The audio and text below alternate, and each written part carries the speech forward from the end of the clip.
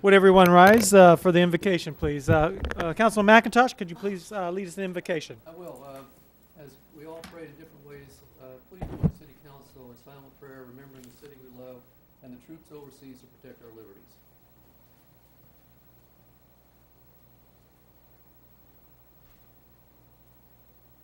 Amen. Amen. Councilor Slaka, could you lead us in the Pledge of Allegiance? With the honor, sir. I pledge allegiance to the flag of the United States of America and to the republic for which it stands, one nation, under God, indivisible, with liberty and justice for all. That's your way of separating them. Right, yeah. Roll call, please. Councilman McIntosh? Here. Councilwoman Martin? Here. Councilman Slakta? Here. Mayor Nelson? Here. Councilman Simmons? Here. Councilman Gibson? Here. Councilman Longcart? Here. All right, good morning, everyone. Good morning, Mayor. All right, let's see. Now we're at public comment on agenda items. Anyone wishing to speak in regards to a agenda item, please come forward. One at a time. Oh, there you are.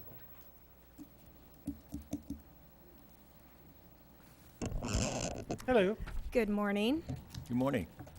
For the record, Nicole Johnson here on behalf of the Conservancy of Southwest Florida, and we're here to comment on item 10C, the approval of the professional services agreement with Kevin Irwin Consulting Ecologist.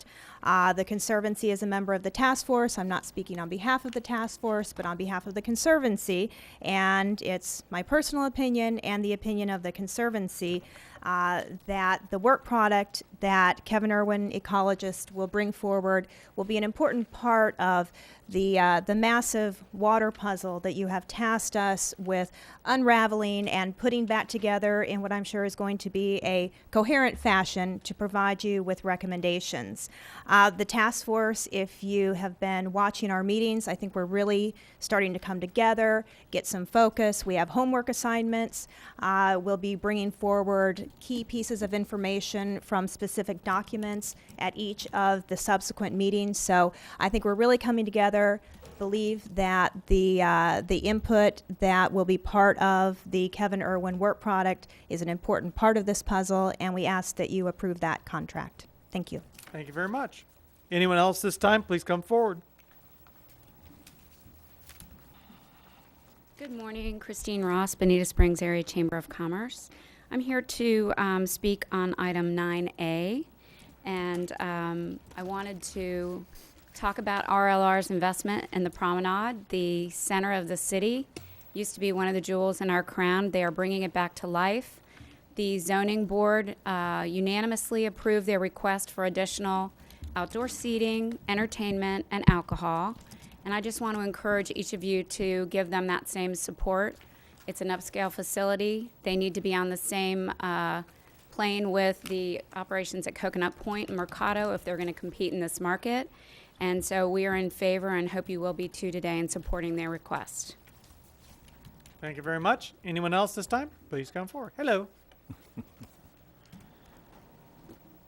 I'm Nancy Ross, and I'm a resident of Heron Cove, and I'm here to address the issue in 7S. I just want to thank the city for all their help in doing the paperwork that we needed. I don't know what'll happen, but we feel very close to Bonita Springs and appreciate the city very much. Thank you. And Nancy, thank you. Thank you, Nancy. You're welcome. And I want to particularly note Audrey Vance and Steve McIntosh, who've been a great help. Thank you very much. Next speaker, please. Fred Forbes, Bonita Springs. I just simply want to advocate personally that you go ahead and move forward with the award of that project contract to Kevin Irwin. And I also want to endorse what Christine Ross just said about approving what's been proposed by the promenade. Thank you. Thank you very much. Anyone else this time? Please come forward. Seeing none, we'll close public comment and we'll go to proclamations and presentations. And this time, could Veronica Clary, could you come forward, please?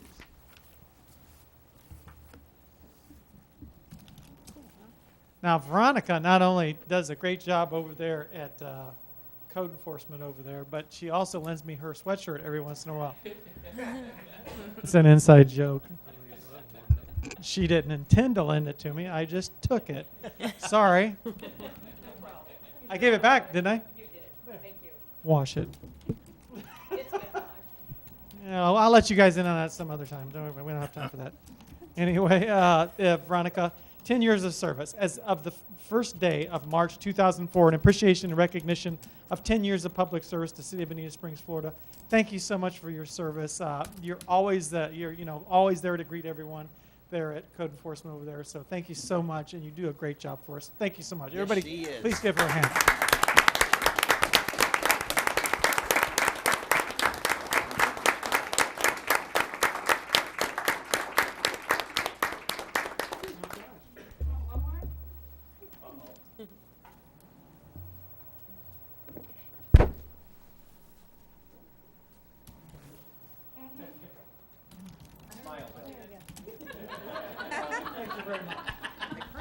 Congratulations. Thanks for all you do.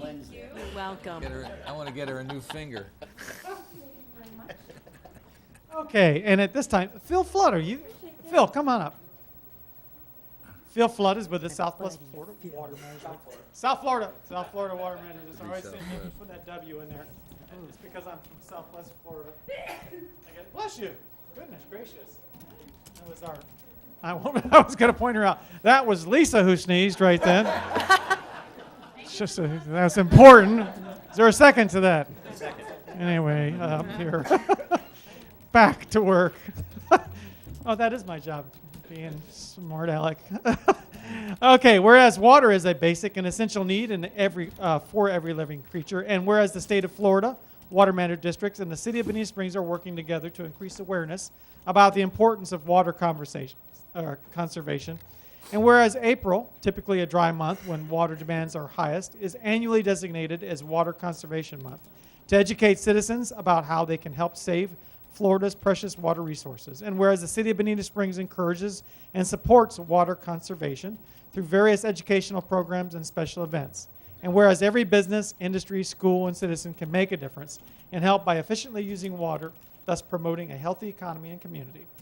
Now, therefore, I, Ben Nelson, Mayor of the City of Bonita Springs, do hereby proclaim the month of April 2014 as Water Conservation Month and will encourage our residents to help protect our water by practicing water-saving measures and becoming more aware of the need to save water. Phil, thank you for everything you do in that regard. You have been a great partner for the City of Bonita Springs, and we surely appreciate it. Everyone, please give Phil a hand. Now, get your picture taken. Everybody get your picture.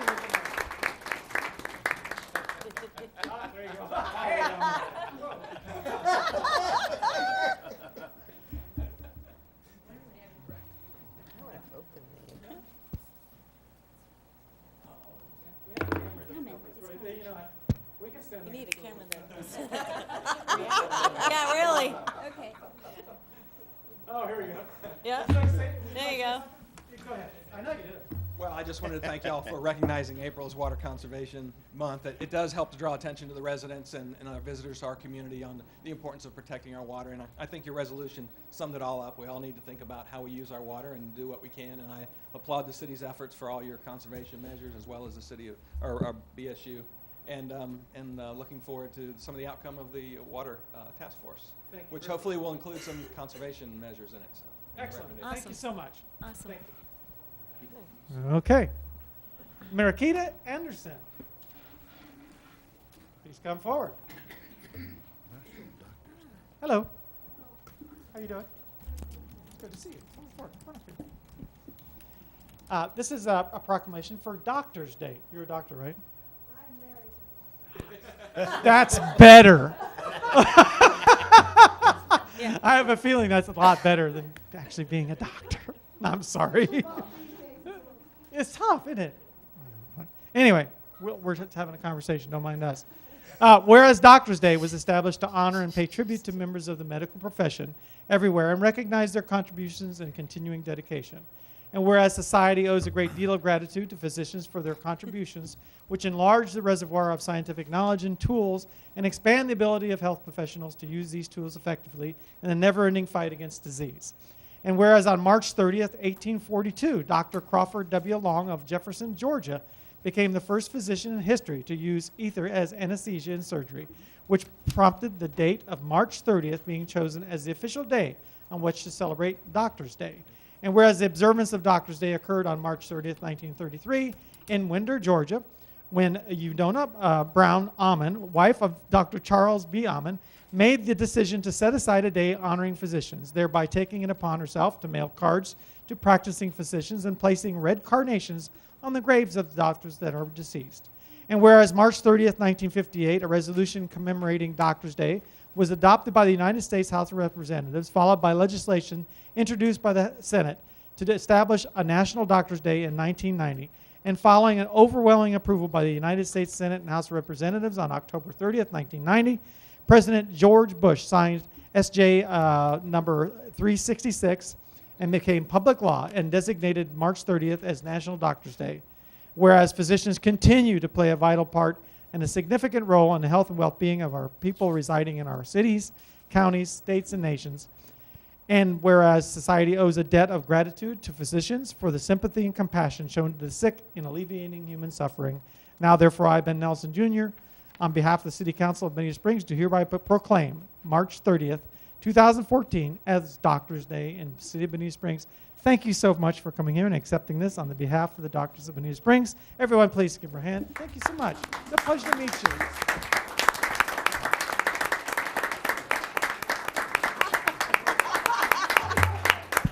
Thank you very much. What did he?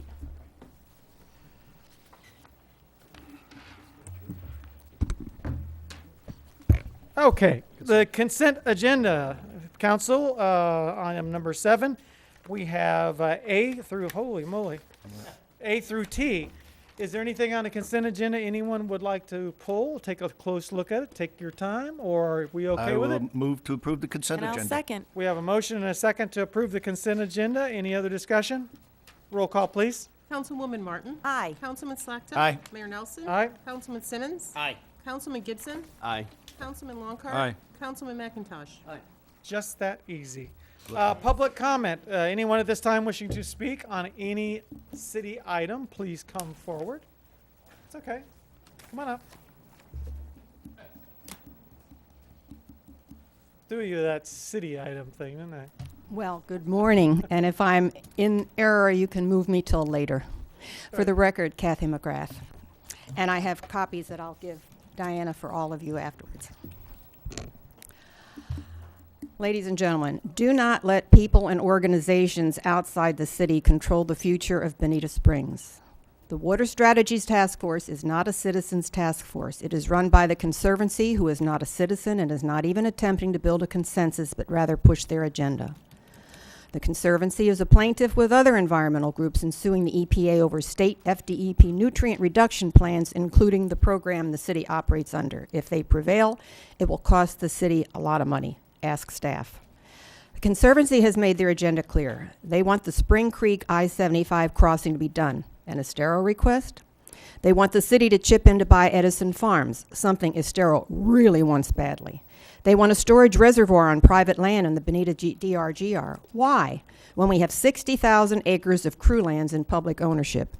This was not a recommendation of the 2009 watershed update, as it would cost $50 million. It would not be that effective. But the issue for some on this council is not water. The issue is not wanting more people and more traffic. Well, Lee County will still grow by 400,000 people over the next 25 years, whether Bonita is part of that growth or not. And traffic will come through Bonita and our beaches and will still be popular destinations along with other attractions, including the dog track if they get permission for the slot machines. The DRGR provides an excellent opportunity for new growth and the private sector to pay for and help not only in the improvement of water issues both within and outside the DRGR, but a funding source for solving traffic issues east of I-75. When Logan Boulevard comes up from Collier County in 5 years, we should be ready to go with a Bonita Grand East Terry bypass of the Beach Road I-75 interchange. Develop it, and the DRGR can also provide significant impact fee revenues for both the environment and for roads. The moratorium, however, was and is not a wise move and is a throw-down-the-glove approach. Letting the Conservancy's consultants run the show and recommend costly restoration of private lands is like drawing the sword. It could likely lead to litigation, which means nobody wins. No growth, no environmental solutions, no funding source to solve water issues and traffic congestion. You can work to solve the problems, or you can kill the goose that would lay the golden eggs. This council would then have the legacy as the do-nothing council, but certainly not a fiscally responsible one, or one that understands the importance of private enterprise investment in the city. It all starts with this consultant agreement before you, which was not legally brought forth, but was railroaded by the Conservancy. There'll be more costs, not just for Irwin, but for the modelers that must work on this tool, which they say is not another study. And those additional costly consultants will be those handpicked by the Conservancy also, and I feel certain they've already selected them. Almost finished. It looks like the majority of this council has sold its soul to an activist organization that is suing the very regulations that you operate under. They were effective in scaring your constituents into thinking more development would cause flooding, and when that lost its effectiveness, they moved to water quality and then to groundwater resources. Those are all solvable issues, and the many studies done for the DRGR have established this. I know you all want to be considered environmental leaders. I personally have worked countless hours on protecting and enhancing our waterways for the past 30 years. We don't need to take the path we are on to get there. Please show your leadership and take back control of our city. Thank you. Thank you. Anyone else this time? Please come forward.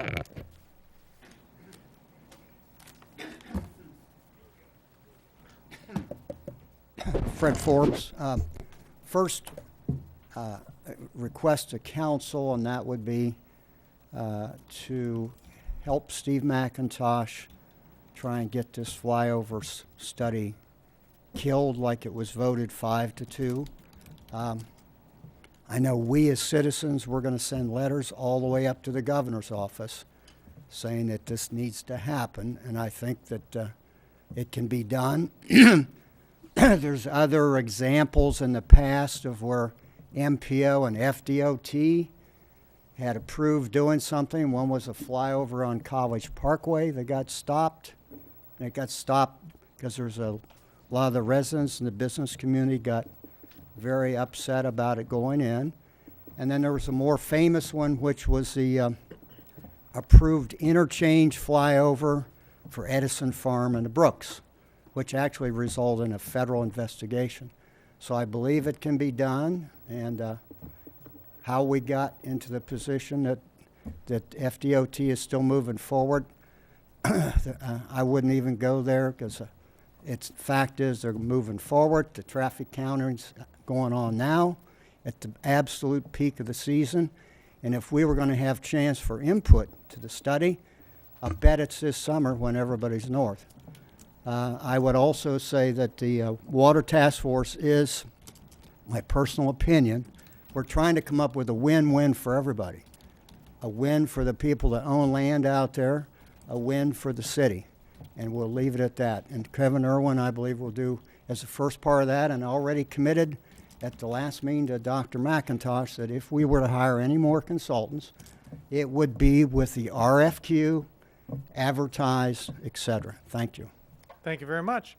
Anyone else this time? Please come forward. Christine Ross again from the Chamber.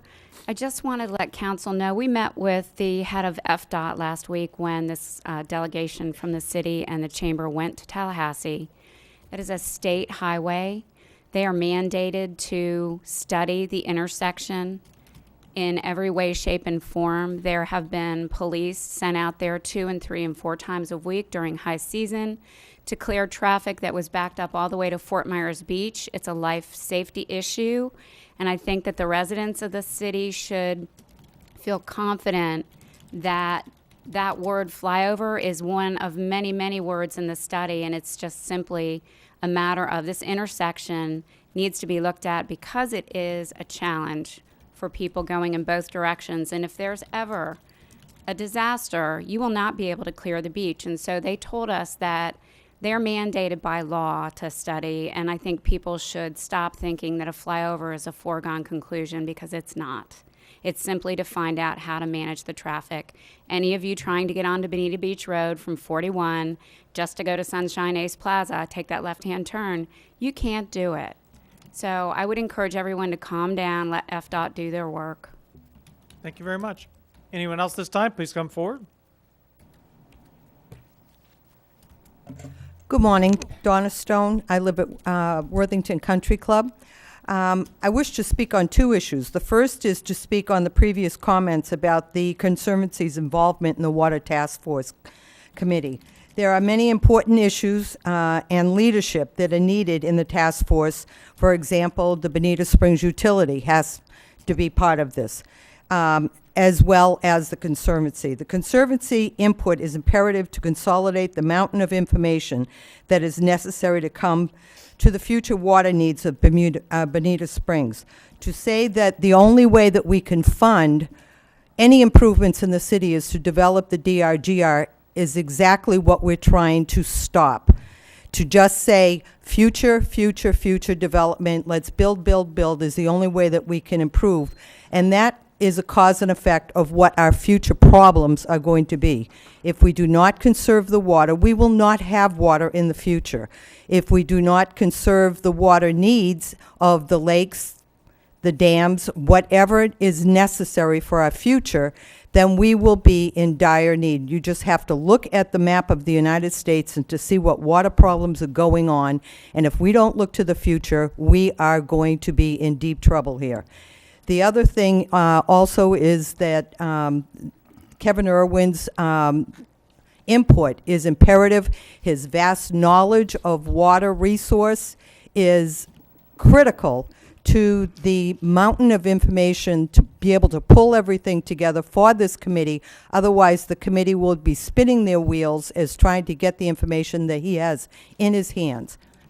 And the other thing is that the flyover information I find totally offensive that they're going ahead with it. It was voted down by the city. It was the citizens overwhelmingly at the meeting said that they did not want it. For them to go ahead with the study is a blatant misuse of resources that we said we do not want spent. Thank you. Thank you very much. Anyone else this time? Please come forward. Jesse Purden, District 2. Mr. Mayor, Council. As far as the flyover goes, I kind of have to agree with the last two that came up, which sounds odd because they kind of differed. But Ms. Ross's approach of staying calm and figuring out what shakes out, I get that. I'm okay. You know, I'm big on studies and us spending money, but since it's a state road and we're not paying for it, I guess I'm not as angry about that. But I would challenge us to stay diligent in understanding exactly what the steps would be in the situation that their recommendation is then a flyover. If we as a city have any recourse or any ability to deny that request, I don't know how that'll work. You probably know well better than I do how that will work, but we're not paying for it, so I can say, okay, stay calm, but at the same time, I would say, let's keep an eye on that very closely, because I know there's some people who are right in the middle of the district that have businesses right in the middle of the district that a flyover, similar to the 47 art shows, hurt their businesses. And it's not good for the local business. So at the same time, there's a balance between being safe, looking at potentially, the traffic influxes, if this is something we need, where the money's going to come from, but most important, what recourse we have as a city if this is something we as citizens do not want to move forward with, keeping in mind not only the comfort of the citizens, but all the businesses that could potentially be affected. Thank you. Thank you very much. Anyone else this time? Please come forward. No?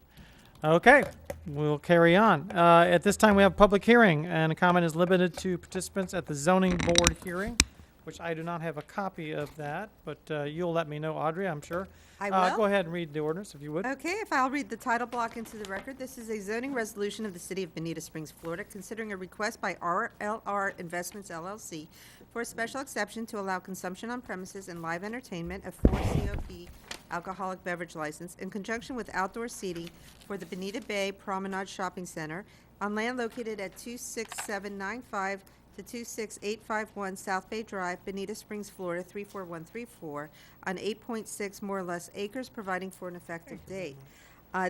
This is a zoning resolution, so it has only one hearing. It did go to the zoning board on March 18th, 2014, who did recommend approval. All the 4 that were present, I believe we had 2 absent, or 3 absent. I apologize on that. John Dolmer will be presenting the case and case history. Thank you. Good morning, Mr. Mayor and Council. This item before you today is an attempt really to clean up and simplify the Promenade's consumption on premises permit. Since its inception till current day, what has happened is each of those individual restaurants and bars have had their own administrative approval. And every time one business went out and a new business went in, we simply crossed out the old name, put in the new name, and went forward. So what we're trying to do is have a single permit over the entire outdoor seating area as opposed to individual permits for each of those. So let me get started with this. This kind of outlines what I had done, or what I had explained to you before, up to a 4 COP for outdoor seating. Property is moderate density, mixed use, future land use. It is a planned development. These uses are permitted. We are not asking for additional uses or entitlements. This is probably the most important slide, and if you'll take a look at the highlighted areas, here, here, and there, those are the areas that we are discussing. For the most part, those are all existing outdoor seating areas with the exception of 2 new areas, one for Roy's and one which was the old Silver Spoons, which is being expanded. All other areas currently have existing permits for outdoor consumption on premises.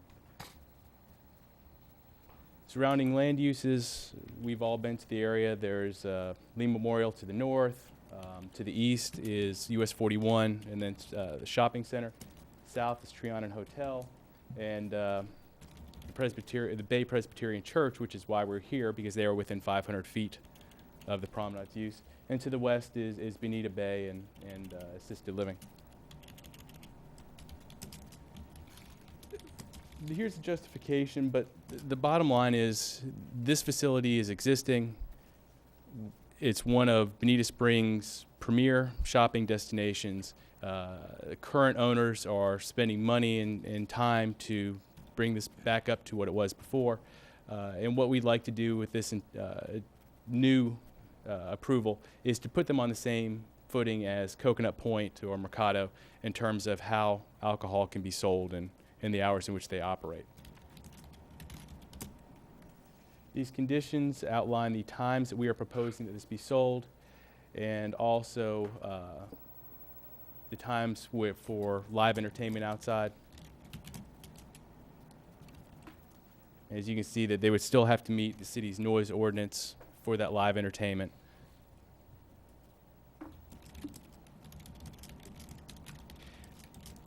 In conclusion, we believe that this application is consistent with the comprehensive plan, the land development code, and the existing plan development. We think that approving this application not only simplifies the process for the current owner, but allows the city almost an additional layer of protection, because now the owner and managers of the facility will be in charge of maintaining each of those tenants. So we have 2 sources of enforcement, not only the landlord, but also through our code enforcement department. And with that, Mr. Mayor, I'm here for any questions. Good. Council, you have any questions?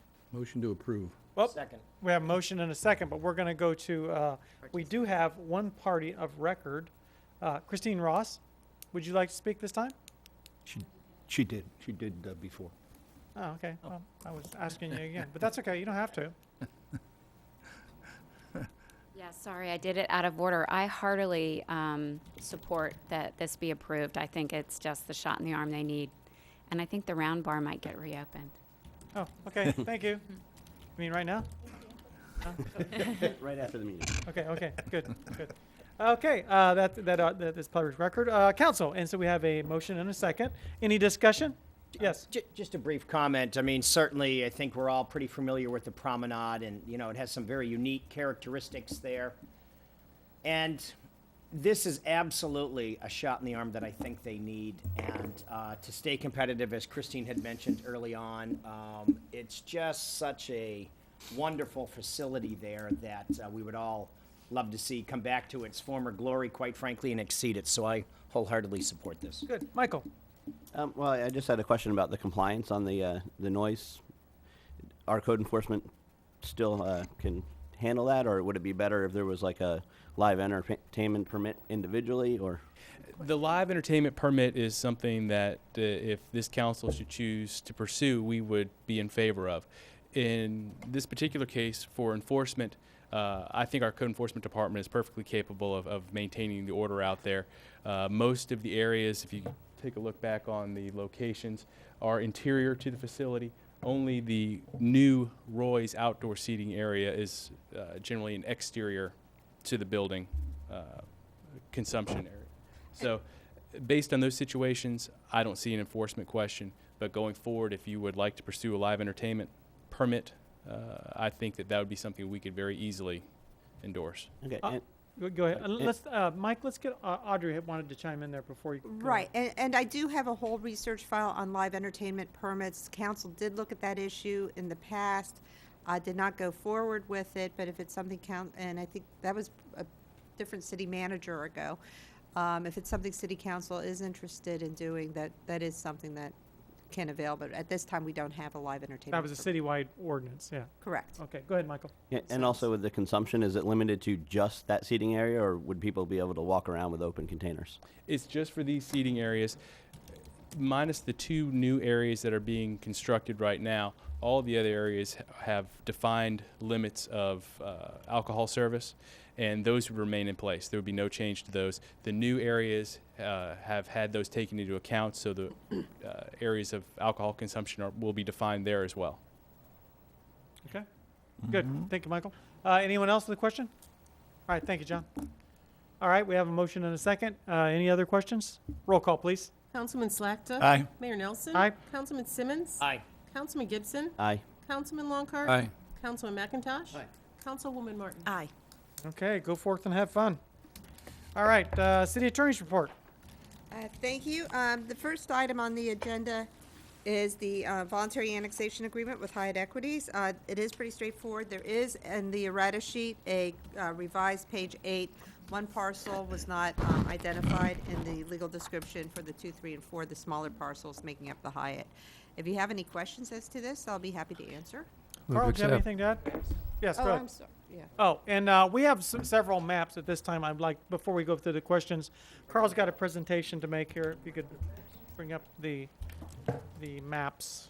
I guess while they're waiting for the presentation, we have received in the errata several more, and I just want to remind council that in the consent portion, one of the authorizations was that we could continue to have the mayor sign the annexation agreements in the residential areas up to 5 o'clock, I believe, Thursday. On Thursday. And if I might explain that too, because I know we are continuing to receive residential interest in coming into the city of Bonita Springs, which is very gratifying, of course, and we want to help them as much as we can. We do have an April 1st deadline of having the new boundary survey up to the legislature. It is our hope to actually have it shipped to the legislature late on the 31st, so there's no question about the date. But that means in order for our surveyor, Jay, to do his work on Friday, basically, and then for him to turn it over to another company to double-check his work, we need the time. So for everyone who's interested, Thursday at 5 o'clock has to be our deadline for any further applications. But until then, bring them on. Bring them on. I just wanted to briefly advise council as to where we're at and to do it in a visual way. These maps, by the way, were put together by Jay Sweet, who has done a yeoman's work on this, just done a great job. And what I wanted to let you know that first off, this is how the area exists prior to any of the annexations going forward.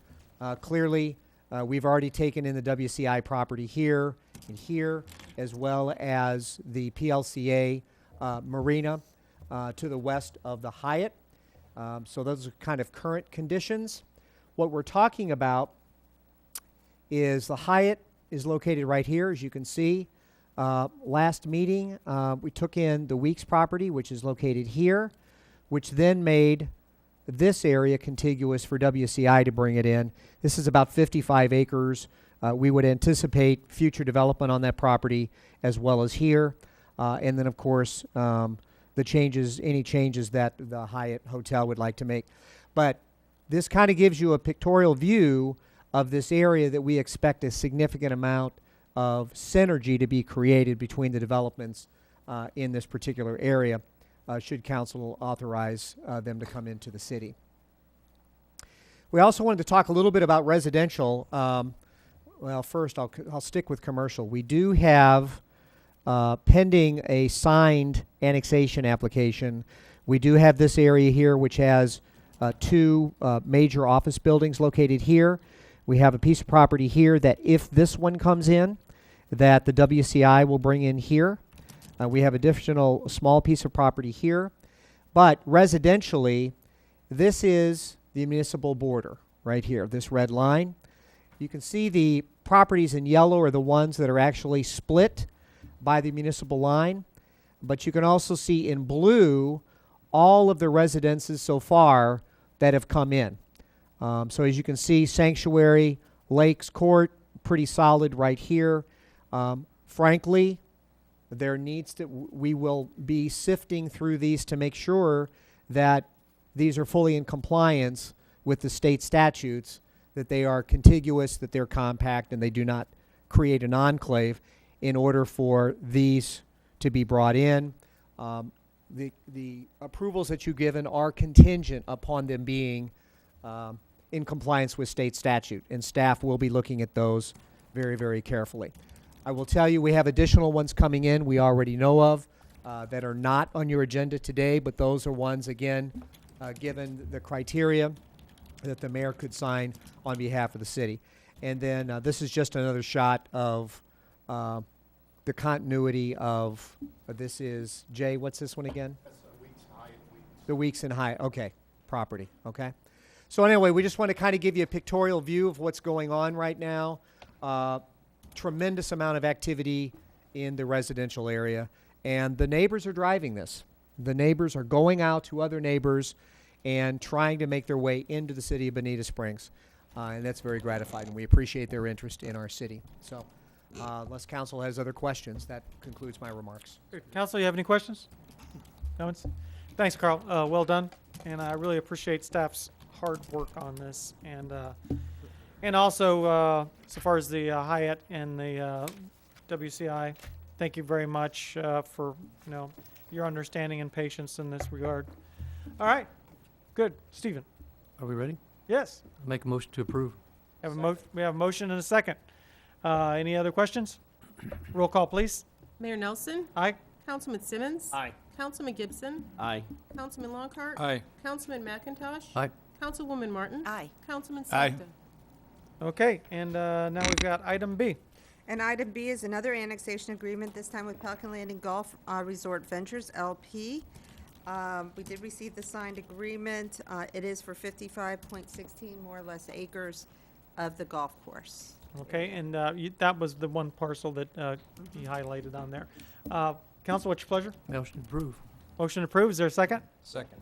We have a motion and a second. Any other discussion? Roll call, please. Councilman Simmons. Aye. Councilman Gibson. Aye. Councilman Longcart. Aye. Councilman McIntosh. Aye. Councilwoman Martin. Aye. Councilman Aye. Slechta. Mayor Nelson. Aye. Okay, good. Thank you very much. Audrey, what else do you have?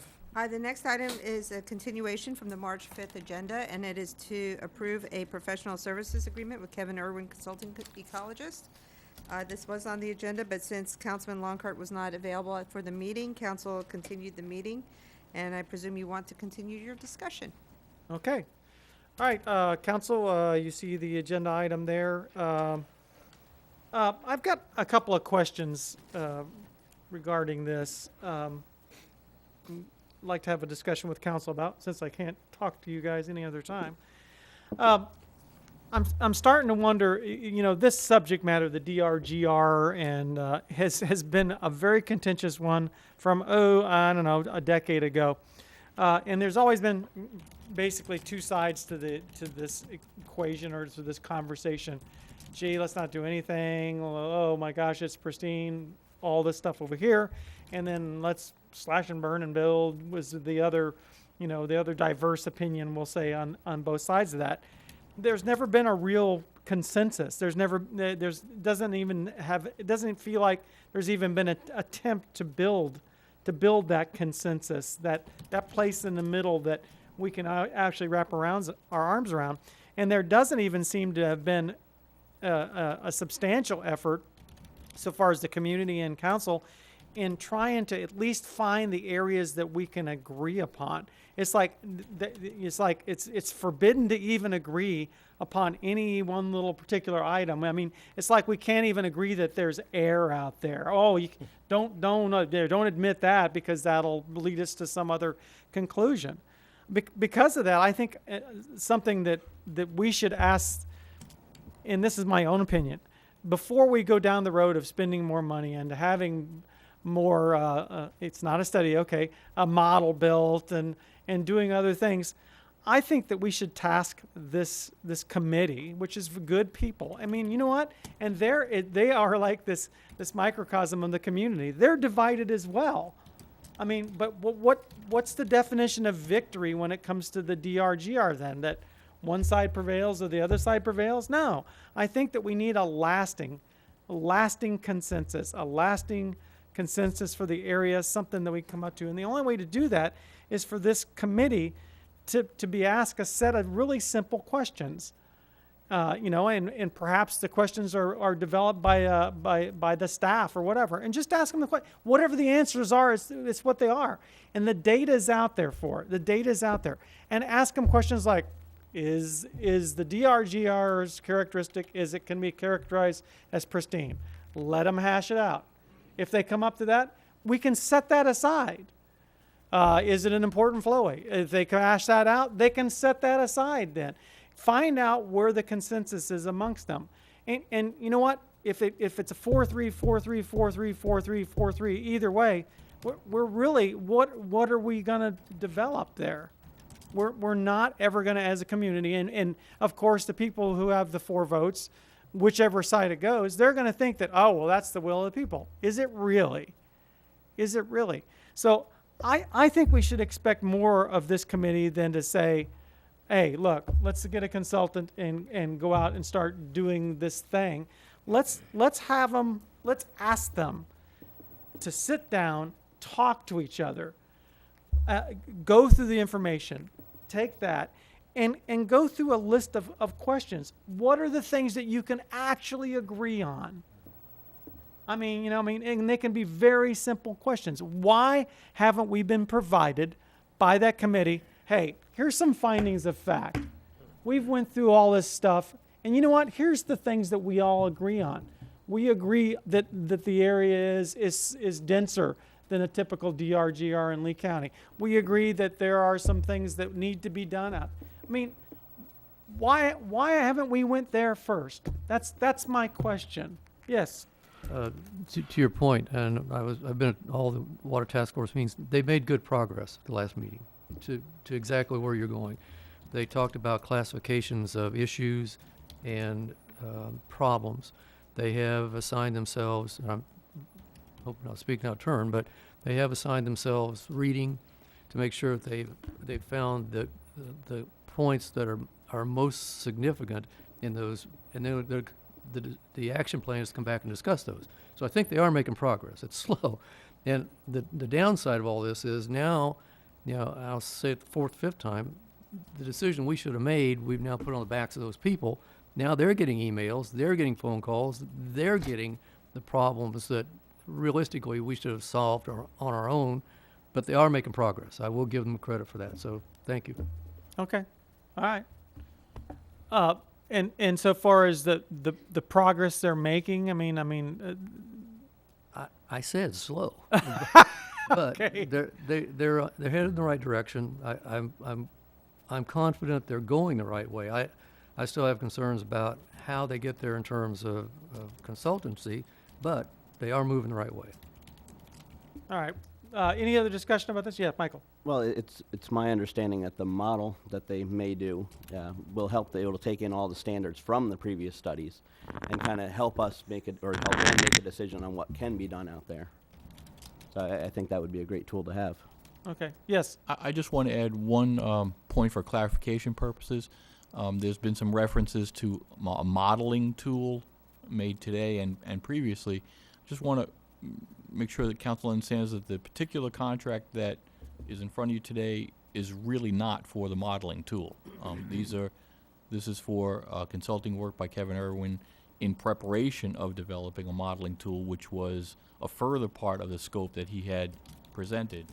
But this is for basically, I think he calls it a synthesization of prior studies and then mapping existing map tools. But the modeling tool would be something further. And frankly, I think if and when we get to that point, staff may want to weigh in about other options other than going outside of our current resources for modeling. We actually are in pretty good shape when it comes to that already. But I just wanted to make sure that council understood that was not part of what would be the deliverables under this contract. Okay. May I one more comment? Yes. I'll ask for the third time. Some of us on council have seen Irwin's presentation, but I don't think everyone has. I'll ask for a third time that he at least make an effort to contact city manager and see if we can't, as a whole, see what's going on. Okay. Any other comments? Yeah, Ben, Bill? I wanted to wait till everybody had their talk about this. And of course, I am not against anything. However, before I make a decision on something, well, it's relative personal or financial or involving other people, I'm very careful before I make a decision because that's the way I am. And being involved in this situation and coming from the past history of seeing all the studies that were done, and the last time we were approached about this was in 2009, and I participated in it, went out to the area, and but now this is quite different in the sense that we have a tremendous pressure put upon us as individuals and collectively in reference to this matter. And the magnitude of how many residential units have been talked about on paper and talked about is quite large. And the water is not only the only situation as far as I'm concerned. The fact remains is that we have inadequate road structures in the city. We have no north way out of the city from that area. And these are genuine concerns of the people that live here now. From the beach to District 6, way out east, with all the new residential construction that's already approved, substantial. And so my caution is the water is one thing, but then the magnitude and the financial structure that would have to be developed and maintained by the city if all that construction occurs is a major consideration for anyone that lives here in Bonita Springs now. And I'm very, very concerned that we will have a situation that will create, you talk about gridlock now on the roads, you will have amplified right now with all the construction in east of Bonita. So it's not all about the water with me. It's a matter of being very careful that we do not create for the quality of life issues that the people live here now, that we don't create a bigger mess. And I'm looking at everything. And by the way, we have approved contracts for under $35,000 for years. We've allowed, to spend that amount of money, the discretion for the staff to spend that kind of money.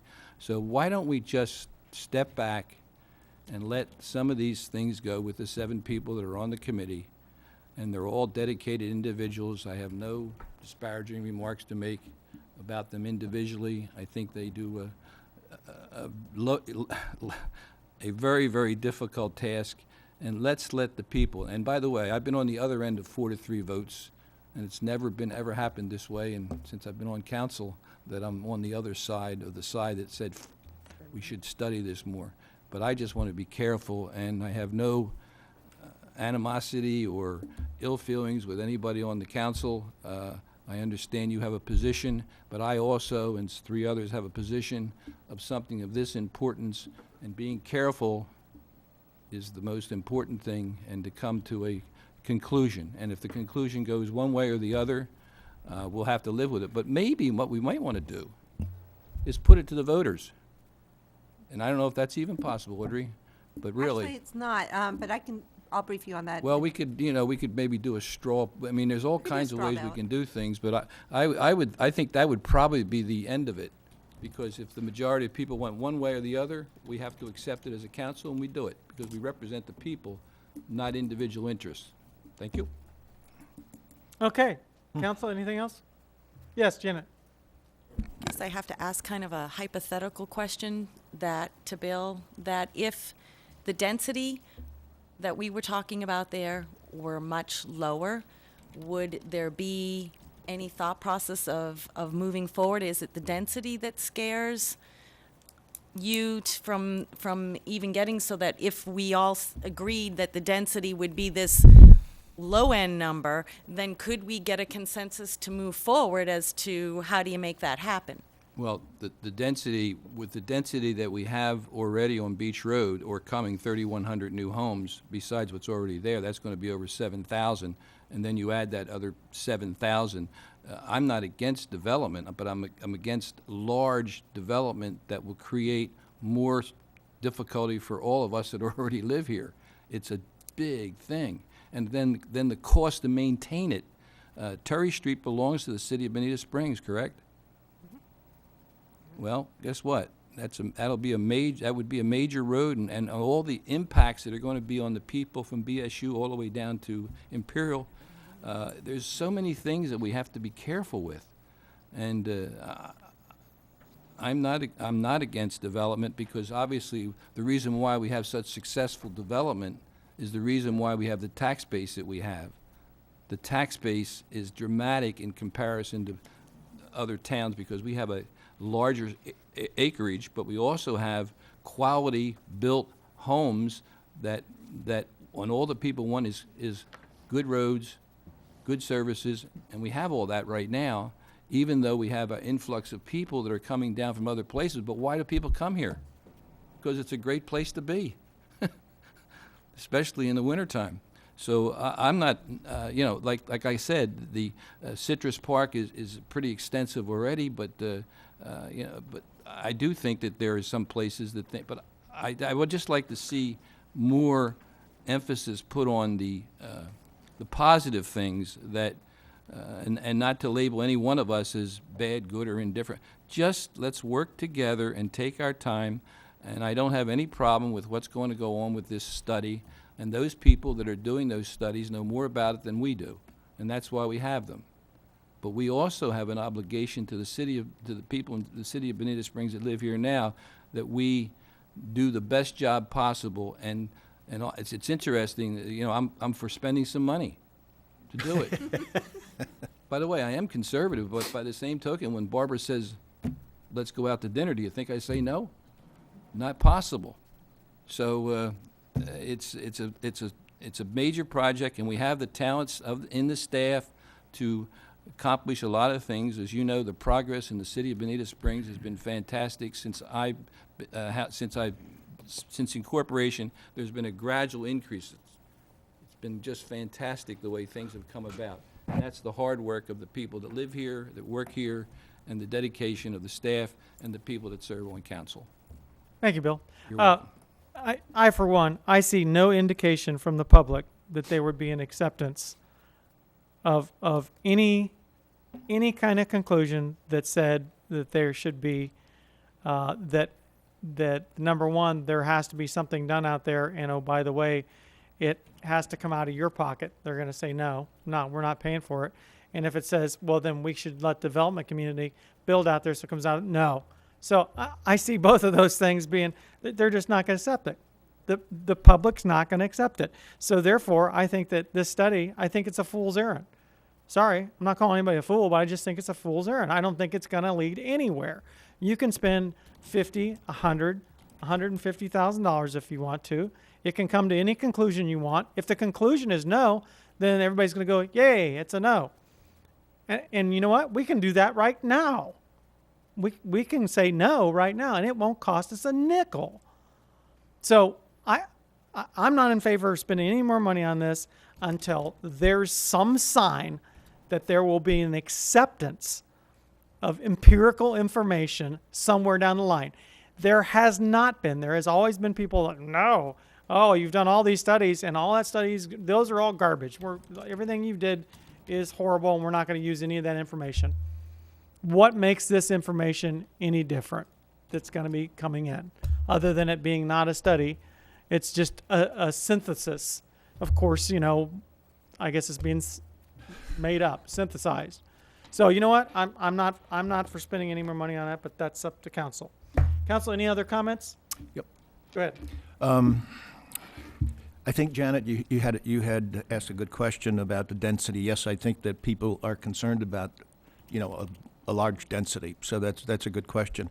However, I am under the opinion that before I selected my candidate to serve on there, that the issue of getting the water right was the main thing. And I asked the question, are you against growth? And the answer was no, I am not against growth as long as we get the water right.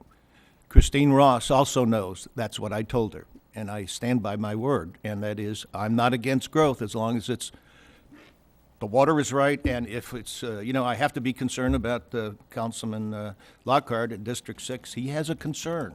District 3, my constituents have a concern about the traffic at the beach. So, those things are things we need to think about, but not necessarily stop any growth in the DRGR. All right, thank you very much. Any other comments? All right, is there a motion? I'll make a motion. Yes, sir. I'll second it. Is that a motion to approve? That's yes, sir. Okay, a motion to approve and a second. Any other discussion? Roll call. Councilman Gibson, Aye. Councilman Lockhart. Aye. Councilman McIntosh. Aye. Councilwoman Martin. Aye. Councilman Slakta. Aye. Mayor Nelson. No. Councilman Simmons. Aye. Okay, moving right along. Mr. Mayor, if I might. Oh, yeah, go ahead. Councilmember McIntosh's request for Mr. Irwin, now that he's going to be under contract.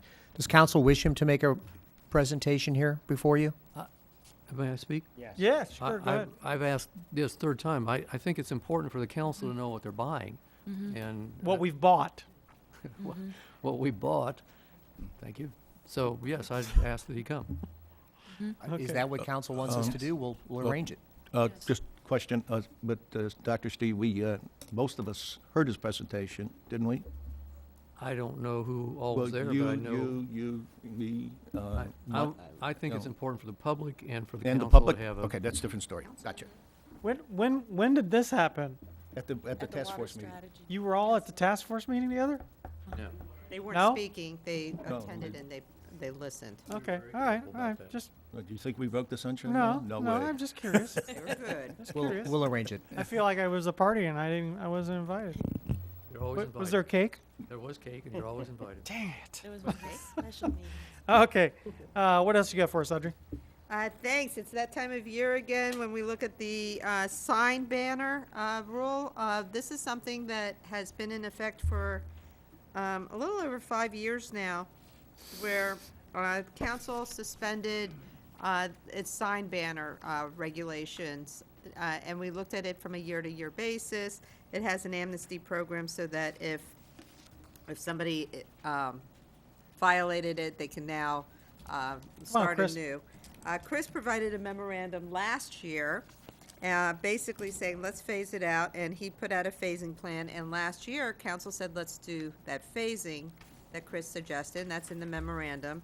And so the resolution, which, I have my new resolution, I'm sorry, it is a new resolution, it just has the old time in it, would be set up so that you can get a special occasion sign, but no longer a banner. Okay, you have anything to add, Chris, or that's basically it? That's basically it. If you want some history on the program and where we got to today, I can Just a provide bit. that as well. Since 2009, the city has allowed individual businesses to place banners from Friday till Monday, 32 square foot in size for individual occupancy per frontage.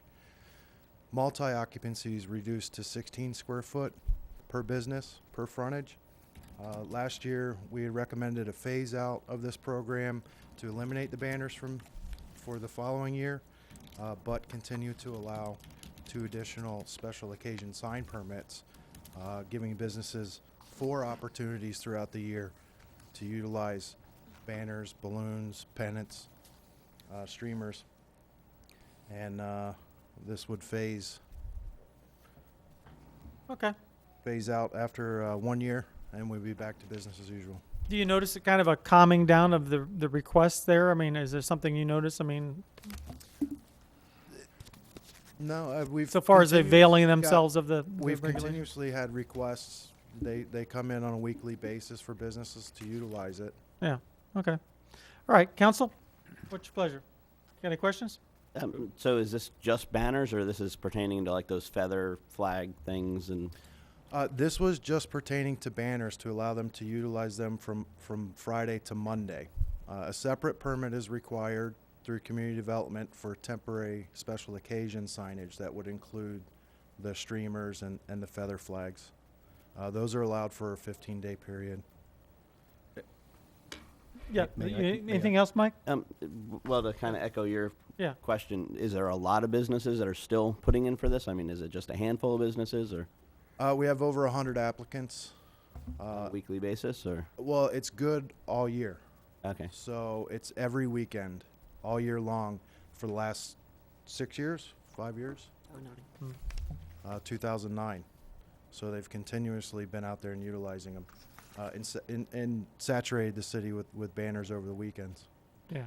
Has there been any issues with the banners? Yeah, occasionally businesses will leave them up too late or put them up too early, which we would advise them to remove them. Have there been a lot of public complaints about it, or? A handful of complaints. Okay. Would it be an issue to leave this in effect a little longer? Because, the economy's coming back, but I mean, it's still not full swing yet. That would be a council decision. And what was the cutoff date on this if we do approve this? 1 year. It would be March So 30th? they'd still have another year. Yes, sir. So, and it's been in effect for 4 years right now. Since 2009. Yep. Okay. Yeah. Anything else, Mike? Stephen? Yeah, Chris, open house, brand new business comes in, they're allowed to keep up a banner for how long? Or one of those triangular? Temporary announcement signs for new businesses? Yeah. I believe is 60 days off the top of my head. Okay. Okay. Yeah. Any other Thanks. questions? Any comments?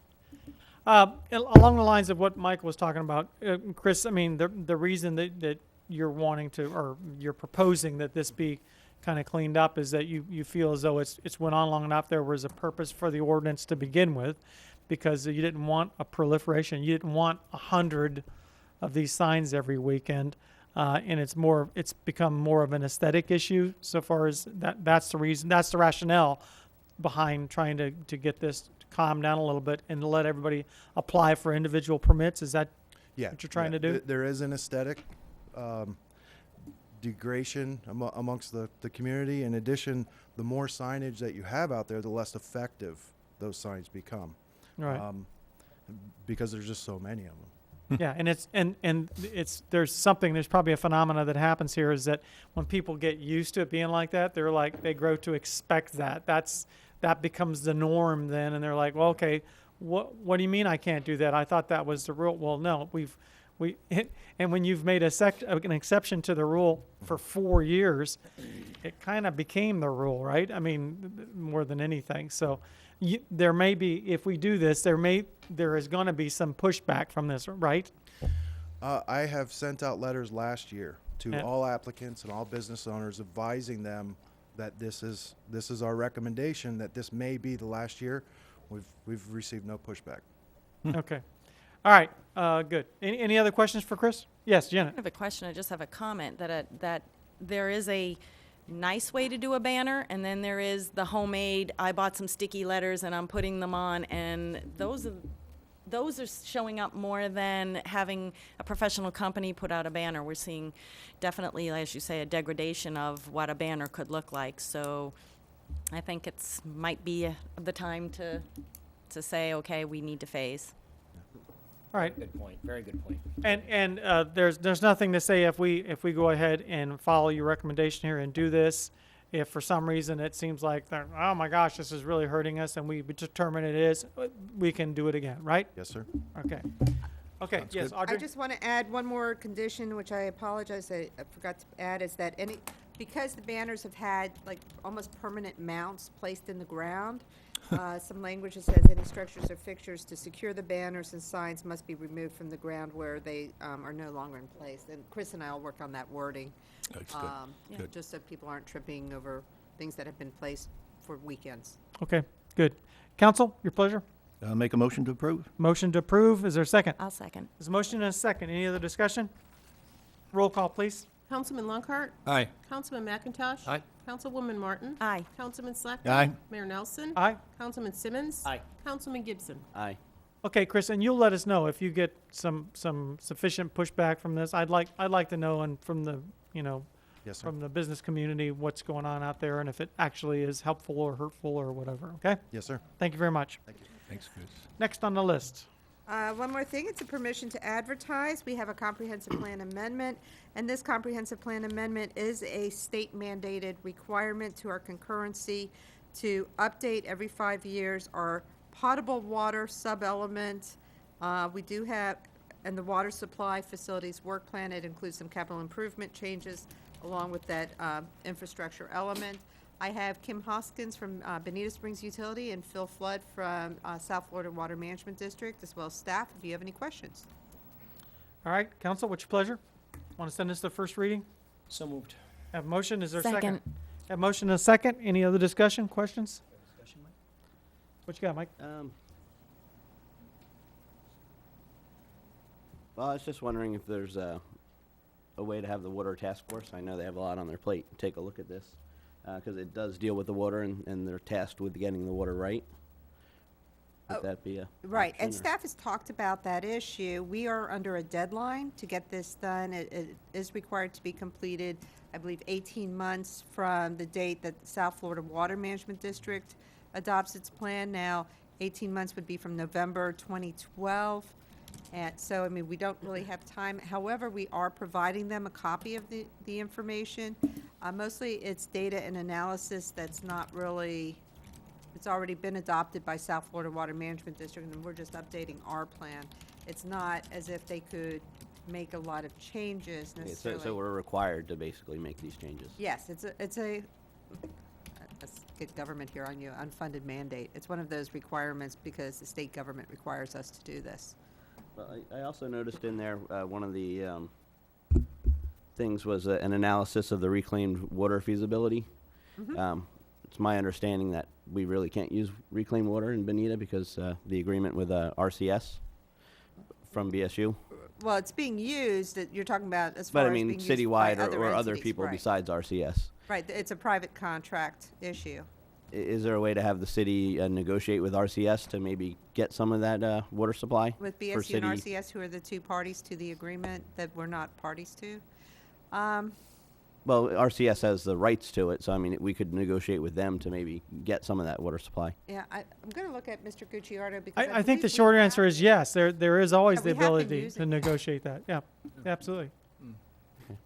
So yeah, that Well- would be an idea. But I don't think so far as this ordinance goes. Yeah. It's probably separate and above from that. But in the future, I think talking with BSU and talking RCS, trying to figure out if there are places where we can use the water and we can buy the water from them. I think that's an extremely good idea. My understanding is there are locations where reclaimed water is used in public medians.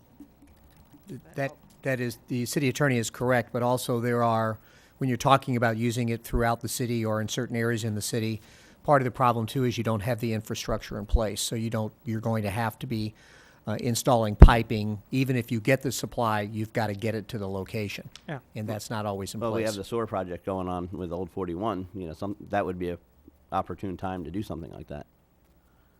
Well, again, at this point in time, this has not been something the city's been working on, even though I know it's been discussed back and forth. It has sounded like an extremely expensive proposition in order to get from here to there on that. Just so council's aware Probably a of that. good thing to do, Mike, along those lines is to have the people from BSU to come in and to show on the map where the existing reuse lines are, where there might be some easy ways to have availability to that, and show them where that, hey, if you're gonna, or if you're willing to, if the city's willing to run a pipeline for 5 miles to get to there, well then all of a sudden it doesn't really make sense. So probably having Fred come in and do a presentation about that would be a good idea. Council want us to do that? Yeah, I think it'd be a good idea. May I make a comment for him? Yeah. Go. Let's get John first. Here. Well, again, I'm assuming that those conversations would be on two parts. One would be with BSU about where the infrastructure exists so we could see how that lines up with our future needs. The second part, of course, is with the folks who now have the rights as to whether or not we can actually tap into the rights to that water. So yeah, we need to know we've got the ability to get it and that we've got a product that we can buy. So. Yeah. So I think that's a good idea to find out that first question first. Yeah. Go ahead, Stephen. Michael, it's pretty complicated. I mean, it can be done. I'm not trying to answer your question, but I can tell you that it depends on the amount of water that's used and the amount of water that is already contracted. But the timing's pretty good because BSU's due to make a quarterly or semi-annual report to council anyway. So if they roll that in, it'd be a perfect timing. And I think it's next meeting or the one at John. Do you 2 more meetings? Yeah. So timing's good, and they can be ready in that length of time. Yeah. I would think. Good idea. Anything else? Do we have a motion and a second on this? I lost track. Yes, we do. The second reading. Okay, we have motions. Yes. Advertise for hearings. Advertise for the just second at the to the beginning part. advertising. Okay. Any other discussion? Roll call.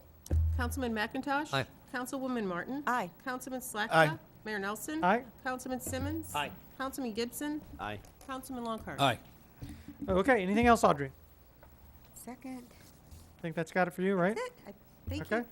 I don't see anything. City managers report. Carl, we're up to you. Thank you, Mr. Mayor.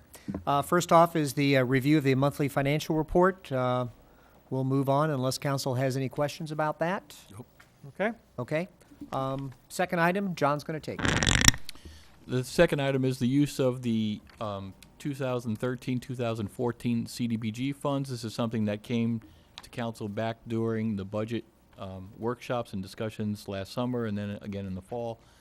This is actually the contract between us and the county to allow those funds to flow through the county for us to the project out at Lightner, Rosemary, to put in an infrastructure of sidewalks that will support the use of the new Cafe of Life Park in Lightner neighborhood, hopefully make for a safer environment there for the neighborhood and the users of the park.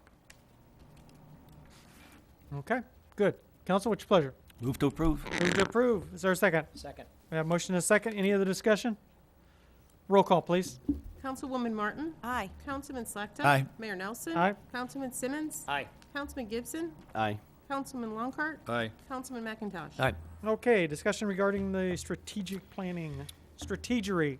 Strategery. I love that. On April 2nd at 5:30 p.m. in this room, we're going to be holding the council's strategic planning session. My goal is actually to orient you in a U shape towards this wall to your right, so that we can be working on the screen as well as we can put up charts and easels and those kinds of things and work through the process. We have a new microphone system that will pick up comments. The question's been raised whether or not you want this televised. However, again, it's probably much like we found with the Water Task Force, that it doesn't make for good TV if you are not sitting at the dais, basically. But again, this is a workshop. This is for the council to be able to face each other and talk to staff and work through some high-level issues with regards to the future of the city. And I just want to get council guidance on those issues in terms of whether or not you want it televised. And again, if you're comfortable with us being oriented towards that wall, and we will orient the audience accordingly as well. Okay. Council, are you okay with the positioning? Us having you sit in the corner? Yeah. Right? Well, Now you make That's me what it feel is, bad, right? Mayor. Time out. We're in They're gonna put us timeout. all in here, in the You bullpen. guys. Why don't you just come around and say it? So the Whatever, audience whatever. would be behind us then. Yes. Yeah. Exactly. Yeah. Okay. Yeah. Or are y'all beside okay? you. Y'all Behind okay you with or that? beside you. All right. Now, what about the televised part of it? Does it need to be televised or no? You think, how long is this going to last? 4 hours? Well, we'd like to get done in 3. We think Three. we can make it in 3. Okay. And it's for the benefit of the council anyway, Does right? that mean you have to have an employee over here? Possibly, depending on your answer. Yeah. So, And as you said, And this will be so after far as hours. the television shot, it doesn't really lend itself to... Well, I mean, we could have it running off that camera up there, and it would just be a fixed shot, and we wouldn't need an employee, and we can still record, and we can, we can do that. But it's going to be a fixed shot, so some of you will have your backs to the camera at all times. Some of you your sides, some of you your fronts. Council, it's up to you. Do you want to do it? That's fine to me. I mean, that's, sorry. Do you want to have it televised? That works. Okay. Okay. All Fine, right. go ahead. We will arrange for that. And then the last thing I have on my agenda today to bring up is that the question has been raised by the county as to whether or not the council is interested in having a joint Board of County Commissioners and City Council meeting. I believe the last time you had one of these was May of 2011, just before I came on board. I was not present at that meeting. I don't know how value added you thought of that particular meeting, but the question's being raised again because some of the other cities are asking the county commission to come visit with them. Do you have any thoughts about that? We've done some significant work with the county in the past 2 or 3 years. We expect, obviously, to continue to do more. I don't know if that enters into your consideration or not, whatever council wants to do. Yeah, council, I don't think any of us want to have a meeting just for the purpose of having a meeting, unless you can think of any business that you can think of right offhand, things that we need to discuss with the county that are just really burning issues that we can't take care of in any other manner. I mean, I don't know about you, but I don't need another meeting, and I'm sure they don't. What's your pleasure? I agree with you. You just Not at this don't need one at this time? Not at this time. Yep. How about a thanks but no thanks? Yep, be happy Okay. to do that. That's all I got, All Mayor. right. Thank you. All right. Anything else, Carl? That's it. Okay, we are to the mayor and council member items and reports. The first on the list there, appoint a chair for the water strategy task force. Seeing that I really want to get somebody who is free to go ahead and maneuver and to go ahead and try to gather a consensus, try to build a consensus among them. I'm going to go ahead and make a motion to appoint Scott Duvall. I've known Scott to be a person who is capable of building that consensus, and I'm going to make the motion to go ahead and appoint him as chairman. Is there a second? Second. There's a motion and a second. Any other discussion? Yes. Yes. Does this Mr. Duvall live in town? I don't know. I know his practices in Bonita. I know that. Yeah. I don't think so. I Yeah. think he's in Bonita Shores, which is North Naples, the Collier side. Yeah. And I'm not sure, but I think he made reference at the meeting that he doesn't, but has tried to put in offers on homes or something like that. But I don't think he resides here now. yeah. Yeah, he's trying Yeah. to be. And he wouldn't be the only person on the task force. Yeah, he's not the only person on the task force who doesn't live in Bonita. Okay, there's a motion and a second. Any other discussion? Roll call, please. Councilman Slakta. Aye. Mayor Nelson. Aye. Councilman Simmons. Aye. Councilman Gibson. Aye. Councilman Longcart. No. Councilman McIntosh. Aye. Councilwoman Martin. Aye. Okay, and support for continued participation in the Florida Green Building Coalition's program. Councilman McIntosh. Yes, thank you very much. I'd like Jen to come up and talk just a little bit about what we're doing and what we hope to do to improve the image and quality of the city. Good morning. For the record, almost afternoon. Good morning. I'm Jen Dufala, Community Development, here today to request a motion for your continued support in the Florida Green Building Coalition's Green Government Local Standard designation. We have currently applied for the designation. We are in the process of evaluating the criteria and how it applies to Bonita Springs. So this motion is just to continue that exercise, and this was based on your recommendation to staff to pursue this designation back in April of 2013. Okay, council? I'll make a motion. I'll second. Yeah, motion and a second. Any other discussion? Roll call, please. Councilman McIntosh. Aye. Councilwoman Martin. Aye. Councilman Slakta. Aye. Mayor Nelson. Aye. Councilman Simmons. Aye. Councilman Gibson. Councilman Longcor. Aye. Okay, thank you very much. Can I Yes. just make a quick comment about that? I just wanted to recognize Jen for the work that she's doing on this. This is actually a pretty intensive and extensive checklist of issues that this group wants us to kind of do an audit of ourselves on. She'll be going and working with each of the department heads, who will in turn will be working with each of their employees to see where we are on their criteria list, and then making recommendations how we can improve that. So it's actually fairly labor intensive, and she's just done a great job in kind of organizing that effort and getting it going. Jen, you do a great job, and I appreciate you. You're never one to chicken out on something, that's for sure. What? What? Nice. Ben, Yeah, go ahead. question, how, that pilot program for the chickens, where are we?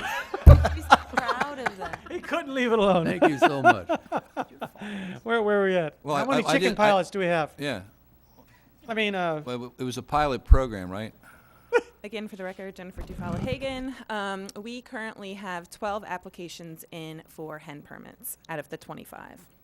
Well, do we have applications, are they going to, you have to have 25 before you can start? Oh, no. They have 12 active applications. I thought that's what you said to me Yes. before. Yes. Okay. So we have, 12 out of the 5. Out of 25. And when's the pilot program over? Or is it? We are in our a year and 2 months into a 2-year program. So you will be reevaluating it in December of this year, 2014. Okay, thank you. good. Sorry for Mr. the Mayor, confusion. Yes. Since I'm still kind of on this topic, we were criticized pretty roundly by some folks about having chickens run around the street after we approved this. I take that as an offense. I'm proud of the fact that we have a sustainability strategy in the city that's composed of a number of things: transportation, land use, water resources, and locally grown food sources, which include farmers markets, community gardens, and 25 homes that choose in the agriculturally zoned portion of this city to have above ground hens in order to produce food. I think is the right thing to do. So people who do not understand what the sustainability strategy is need to read the paper and pay a little more attention. So thank you, Jen, for all your work. Thank you. You're just 10 Thank you very much. Okay. Would you say henpecked? Oh, come on. Pun City. Okay, appoint a council representative to negotiate city manager and city attorney's employment agreements. Council, what's your pleasure there? What's been done in the past, Mayor? Oh, that would be me, eh? That'd be I'll you. appoint the mayor. I'll move. Okay, there's a motion to appoint me. And is there a second? Second. There's a motion and a second. Any other discussion? Well, is this set in, are you gonna negotiate and that's it, or? Oh, will- no, will no, it no. come back for What a- happens is the process is I go and talk to Carl. We figure out what the substantive issues are. We come to some type of tentative kind of agreement, or at least lay out what the issues are, and then come back to council and we say, council, here's the deal. Here are the deal breakers. Here are the issues. Here's what is usual. Here's what's changed, and council makes the decision. So it could still be altered? and Absolutely, approved. absolutely, 100%. Okay? Okay, so there's a motion and a second. Any other discussion? Roll call, please. Councilwoman Martin. Aye. Councilman Slakta. Aye. Mayor Nelson. Aye. Councilman Simmons. Aye. Councilman Gibson. Aye. Councilman Longcor. Aye. Councilman McIntosh. Aye. Okay, I'm going to note down here, fire Audrey Vance. Right? Oh, just kidding. See, I was trying to make you look up, and I did. It works well. No kidding, that made I me would never look do up. that. You're my favorite attorney No kidding, that made me look up. in this room. Wow. Yeah, I'm fine. She's so much fun to tease, I got to tell you. Okay, let's see. Let's start down here. Dr. Steve, do you have anything for us? I do, a couple things. I misspoke about the Charter School Government Day, and I can't find it on my calendar at the moment. Di? May 2nd is a date. I think I told you an original date that we talked about. So please mark on your calendars that May 2nd is Charter School Government Day. That would take care of the high school and the 2 middle schools for Government Day. If you can be here, that'd be great. It's a very simplified Government Day. They come in, tour the city offices, and have a mock city council meeting. They're here from probably 9 in the morning till 11 in the morning. And that gives us an opportunity to see what Carl Schwing really does when they come into his office, put his feet up, their feet up on the desk, and say, "I feel powerful." So congratulations. That's how that And works. secondly, the joint Lee Collier MPO meeting was held last Friday, and we had an executive meeting ahead of time. There were two issues on there that were specifically important, I think, to the city. One was the link transit system that brings Lee and Collier County together. I made it very clear to the MPO Executive Committee and to the Joint Committee that there was no guarantee on the part of the city that we could continue funding that route. I think when they come to show you a presentation, you'll be impressed with the ridership on that route, but it's ultimately they understand that they need to get to the point where they're funding themselves and not using city money, even though a good deal of the ridership comes from and back to the city of Bonita Springs. That's number one. The second was the question of the Bonita Beach study. I'd had conversations with Billy Hathaway, who's the regional director for the FDOT, and explained to him how adamant the city citizens and this council has been about not having a flyover on Bonita Beach Road. That was the will of council and the will of the citizens that were here. I was assured that they were going to do a better job in the future, making sure that they didn't poke sticks in people's eyes, those are my words, that didn't need to be done, and not talk about outcomes before they knew what the possibilities were and what the citizens really believed was important. And he also assured me at that point that we will be having citizen input and vetting this thing well in advance and well before any decisions are made. I know there's a groundswell of interest right now in assuring we don't have a flyover, and I happen to be the opinion at this moment I don't think we should either. But I'm not sure you can pay to have a study done that doesn't have some inclusion of all opportunities. We're doing our best, and I'm doing my best to make sure that we do get the money and don't suffer any of the consequences. But it is it's a state-funded, state-run survey, and we just need to make sure that we stay on top of it. Thank you, Mr. Mayor. Yeah, and just towards that point, anybody who's tried to affect the DOT's opinion so far as regarding trying to get something absurd like a stoplight or a turn lane on 41, you know that they've got their rules and they're gonna do, it's their road, they're gonna do what they need to do so far as the design of that thing.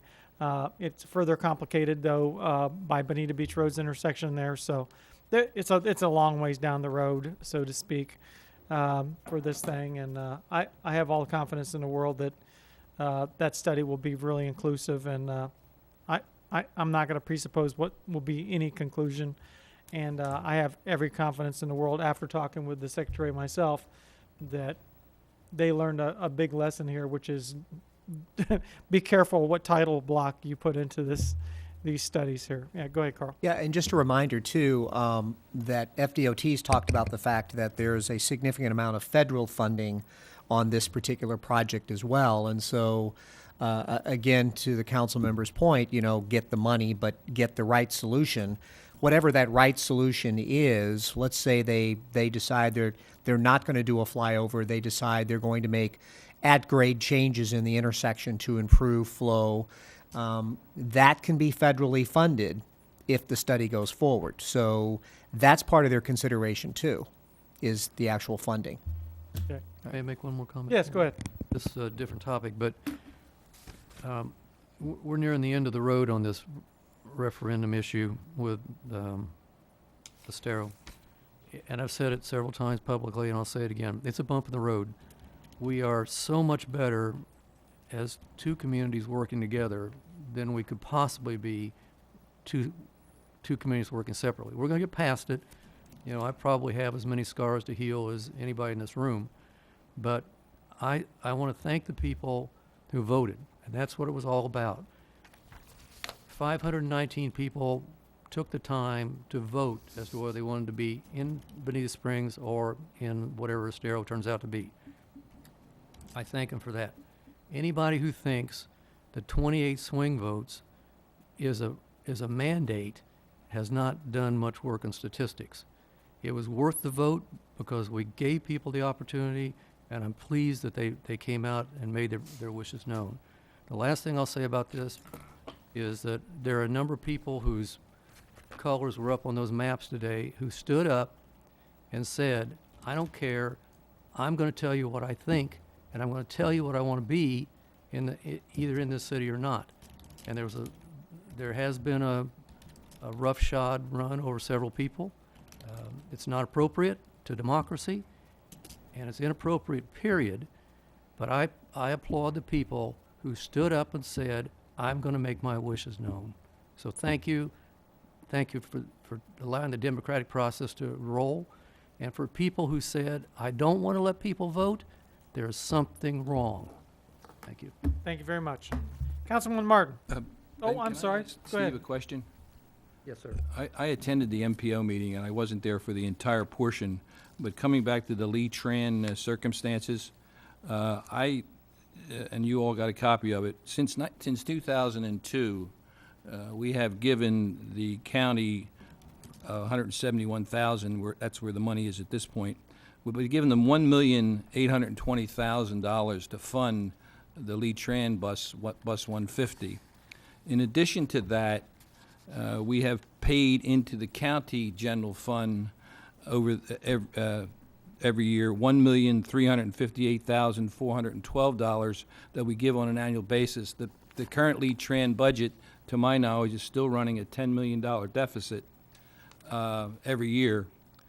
And there was discussion about the cost per rider at your meeting, and the cost per rider is $7.55 to transport someone from one place to another with a current fare of $1.25.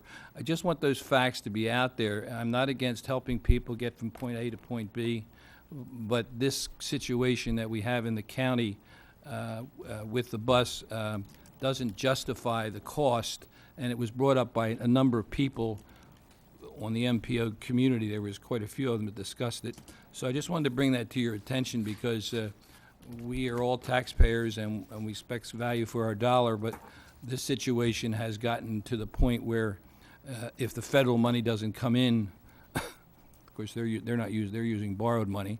So that, it's a very serious circumstance in a community that has a need for services, but perhaps not in the magnitude that we have to pay for them, because you have to include the $1,300,000 plus the $171 that we've been giving for many years. They started out at $40,000. Remember, Ben? That's when it started, and so I just wanted to bring that up because it was discussed pretty, Mr. Mayor, heavily. Sure, go ahead. It's not a rebuttal. It's simply an addition. The thing that wasn't included in a lot of those statistics, and they admitted it, was the hidden revenue that comes from getting people from point A to point B, which point B happens to be work. So if you can put people to work, and we're subsidizing it at a rate that we would consider appropriate and realistic, then I guess you have to make that decision. We will make that decision. But they are going to try to come back and describe where those people went, was it work, and what's the ultimate economic impact of letting people get to work. So thank you. Yeah, and that's not that we want to debate this because there will be plenty of time for us to do this, but there is a calculation that it is well known and well accepted that really utilizes that collateral benefit. It's not just a simple matter of this much money comes in, this much money goes out. There are collateral benefits across the board for it, and that need to be included in it. But we will have that discussion when it comes to our finances. All right, and now, Councilwoman Martin. Thank you very much. I just had one more question about the study. Oh, okay, go ahead. Which study? The flyover Okay, study. all right. No, don't call it a flyover study. Well, if they are going forward with the study, do we have the option, if it does turn up to be a flyover, to say no? Or Always have the option to say no. okay, and do you feel that you conveyed council's feelings on the flyover as best as possible? If you don't think I do, you're welcome to come to meetings. But I think I'm just asking. Well, and I've been assured as well that and council staff has, everybody that I've talked to has, that they are not going to build something that the community is not supportive of. They've made that very clear. They don't want any part of that. They just don't. And past history, as has been pointed out, has proven that they won't do it. Okay. They won't do it. They're not going to build an edifice to their to themselves. They're just not going to do it. But the study is important to them to at least look. If you're going to make a The other decision, options. at least look at the data and look at it. Okay, now make a decision. That's what's important to them. So, process is very important to DOT. Thank you. Shall we Jenny, try again? Jenny, go. Okay. I want to thank our Bonita Springs Chamber and our good friends Carol Green and Ashley Stasel for putting together a wonderful, very productive trip to Tallahassee. Awesome job that our lobbyists do for us every year with opening the doors and getting those meetings and getting us face to face with the people that we need to see. It was very well done. As your council liaison to the Art and Public Places Board, two things. The first thing is that they would like for me to bring to council for us possibly to consider, maybe we can talk about it at the strategic planning meeting, but they are highly recommending that in our downtown revitalization plans that we consider a town clock. That this could be incorporated in a piece of art, freestanding, just it symbolizes the downtown in so many communities that they thought that would be a good thing to think about in those plans. Also, the Art and Public Places Board is sponsoring the art event Chalk Where You Walk during Celebrate, so that's pretty neat. Be sure to take a walk out onto Old 41 and see what the artists are doing. And obviously, this Saturday is Celebrate Bonita, and that is from 2 to 9. Lots of stuff going on, and of course our headliner is Easton Corbin, and then Casey Weston with the Caribbean Chillers, and also an Eagles tribute band. So they've changed up the entire entertainment this year, so that will be good. And that is it for me. Awesome. All right, cool. Stephen. Yes, sir. First of all, I'd like to thank Nicole Johnson for acting as a chairperson for the Water Task Force. I think she did a nice job of being fair and balanced. The second thing I wanted the folks to know is that the state is looking at a veterans nursing home, and that so far they've designated Lee and Collier County as a prime location. However, Bonita at this point in time does not qualify unless we get an exemption for the evacuation route. Carl, has there been any notice on that at all? No, we've heard nothing from the county at this point. The county actually is prepared to take lead on this project, but we would need to find a piece of property that would meet the criteria. And right now, all of our evacuation levels in the city are prohibited by their criteria. So we're the county's trying to get clarification on that. Thank you. Okay, so thank you. Okay, what do you got for us there? I'm all set. Thank you. You all good? Good. Michael, you got anything for us today?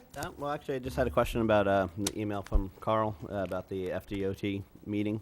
On it, you talked about the trails under the I-75. And they said that security restraints, they may or may not approve it, but it's depending on what we propose, they may do it. Have we proposed anything? Are we looking at anything with that? Well, first off, we talked about a couple of things for I-75. Number one, having to deal with the connection of the Jefferson Flowway. And that is something they said they would look at depending on what we're asking for and the impact on their system to run the water under the highway. The second thing was running Cullum's Bonita Trail under 75. And they indicated that is likely not going to be possible. They said we can try, but they gave some kind of analogy that basically made it sound like it would take an act of God, not the state or the federal government, to do something about that. So we are concerned that we're not going to be able to connect under 75 based on what they said. But are we still going to try? If council wants us to continue to try, we will. We have no problem doing that, but I just am unclear as to what the answer would be on the back end. It sounds like their concerns are safety concerns that somebody might plant a bomb or do something under Right. there. They said I would think that- basically their response back, and John was there too, and so was Matt, that, a lot of things are different since 9/11, and this is one of them. Well, I would think that with a hiking trail there, there'd be more people to see something going wrong or somebody trying to do something. I mean, as it is now, anybody could just walk under there and do that if they wanted. I agree with you. Exactly. Or even by kayak. Yeah. Is it along line of what Mike's talking about there? Are they willing to at least supply you with criteria? I mean, this is one of those cases where when you're dealing with these permitting situations, when are they going to cause us to kind of guess? Hey, how about this? How about that? Or is there any criteria that they can hand to it other than you're probably not going to get it? Yeah, the impression that I got, at least from this meeting, and again, they were very responsive and very cooperative on a number of issues that we dealt with that day, but on this particular one, the impression that I got from them was basically they couldn't imagine a scenario that we would propose that they would be able to accept. I don't think they wanted to close the door completely, but I think that was clearly the message they were sending to us. And again, because we're looking at it from one perspective, the trail, and they're looking at I-75 from a completely different perspective in terms of national security, I'm not sure that arguments that we frankly were prepared to make that day about, well, aren't more eyes better than less eyes a better thing? I'm not sure that would control the day. We could pursue this with them and see if we can get them to give us a list of criteria that we would have to make and then meet and then see how close we can come to meeting that. But again, the impression I got was that they didn't think it would be something that would be worth our expending more energy on. Maybe a good place to start with this, so we don't spend a whole lot of money to go nowhere, is to go ahead and do a little research into other examples of ones that have been permitted, and because I'm sure somewhere in the United States, in the interstate system, there have been cases where they have permitted them and under such certain criteria. So maybe that would be the place to start. And frankly, we certainly will. That was one of our starting points in terms of the state of Florida, and their reaction was that there were none. But there are none? Again, that was their initial reaction. Okay. Now, in contrast, when we talked about the possibility of connecting River Park to the county kayak launch area, they were said US 41. Under US 41, they said, send us something. All right, so okay, just so you know. And another thing to look at, up in the Ocala area, there is a land bridge that goes over I-75 that people hike over and take their horses over. So I mean, there is things like that. I mean, it's going over, not under, but catapult it is. Yeah. Got it. And then also pertaining to the Arroyo Pond, is it something that the city has to take over now to clean that up, or is it still contingent on the slopes of the pond, what we can do? They indicated with Arroyo Pond, and I'm not sure that we've actually had further contact with FDOT on this particular thing. They were going to send somebody out, right? Yeah, Matt was making arrangements to meet with the FDOT field guys out there to recheck the slopes and see what the options are. I don't know if that meeting has happened yet. Right. But the issue is, well, there's a couple of issues. Number one, the cattails. We would like to have them entirely removed. We'd actually like to have them uprooted and gone completely. FDOT is only willing to cut them back, is all they're willing to do. And they're indicating that there are certainly opportunities for water cleansing, water quality issues by having the cattails remain. So they're not absolutely thrilled about having them removed.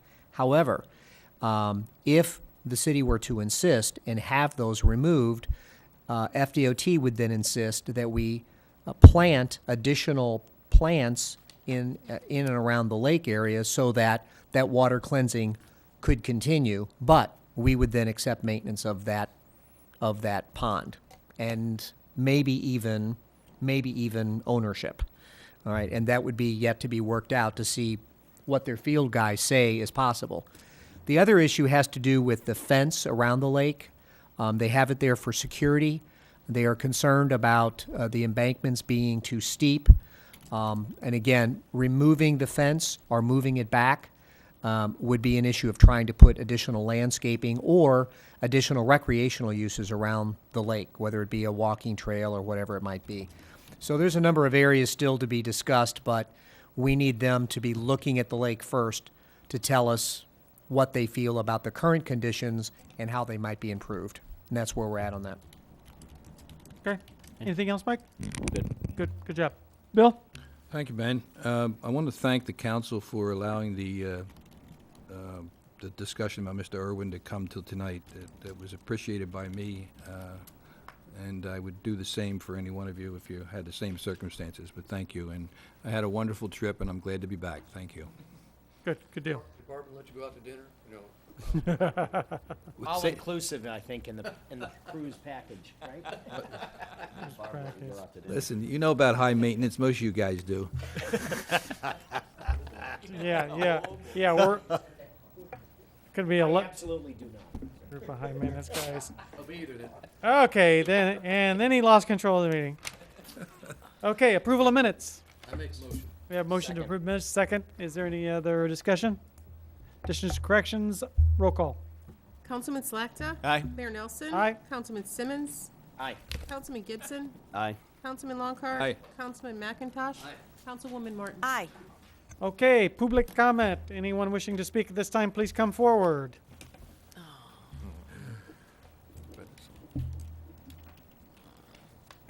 Fred Forbes, on the Water Task Force. And this is my personal opinion. I believe we are trying to get to a point where if we can investigate to see if existing, for example, floodwater management design criteria is adequate for use in the DRGR.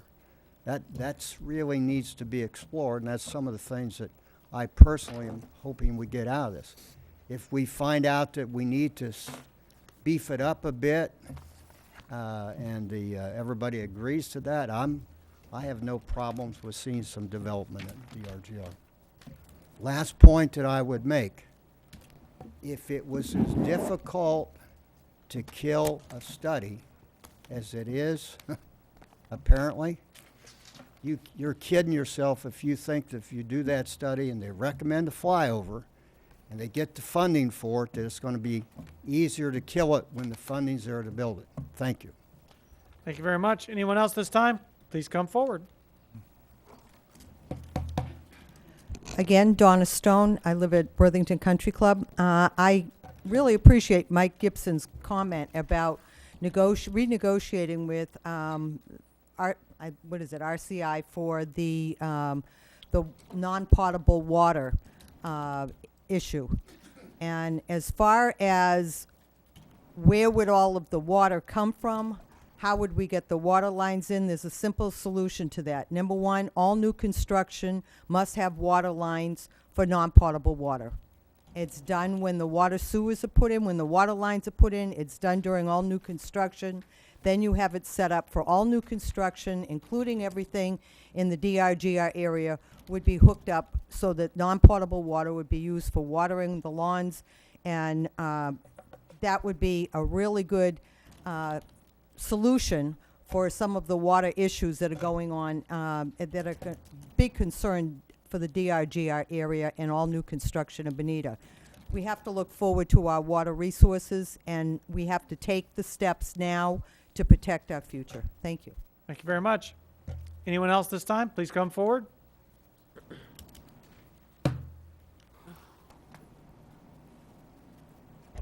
Alberto Bayer, Meadowlark Estates, since 1990.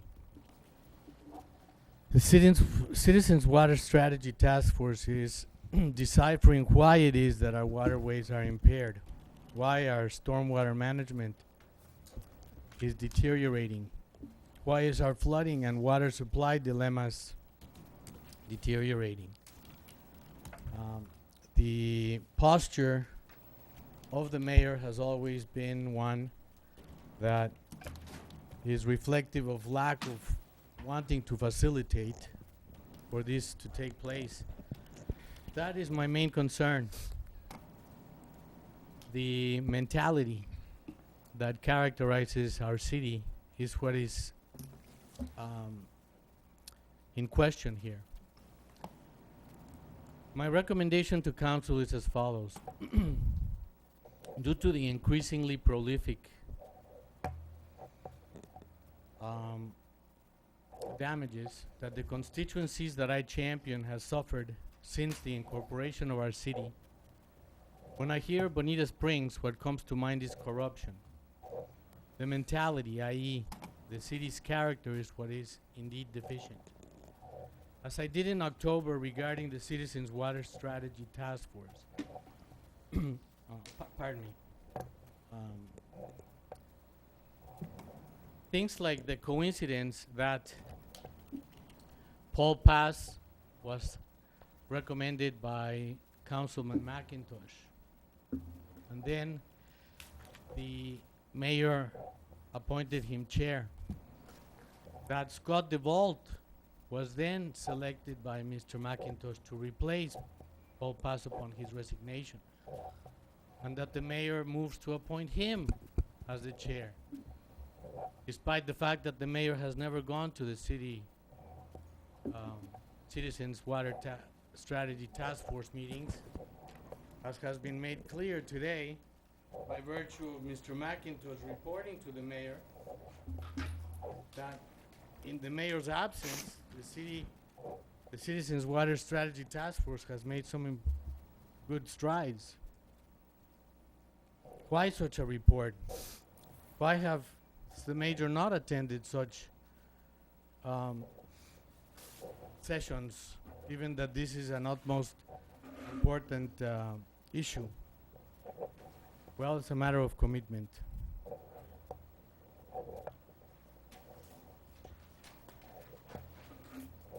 The fact that the city mayor is the council representative to negotiate the city manager and the city attorney's contract, that doesn't ring well to me and to many of those that are within the constituencies aforementioned.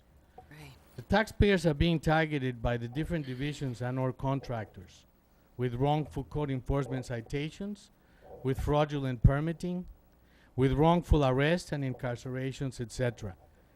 This is not what attracts folks to the community. These things are becoming more publicly prevalent as people need to be held accountable. And it is those citizens that have privileged us with a significant amount of income in terms of funding our treasury, which is weak at best, which the city manager begs to differ with my opinion, incorrectly, by the way, as I have documented significantly. And that is the reason why we cannot take the corrective maintenance necessary. I'm sorry, Mr. Bayer, your time is up. Thank you very much for your comments. Thank you so much. No. Yes, I could. Yeah, thank you for your comments. Is there anyone else like to speak at this time? Please come forward. Seeing none, public comment somewhere. Everybody, thank you. And I'd like to say hi to my mom. Hi, Mom. She's out there. Hey. Hey, Mom.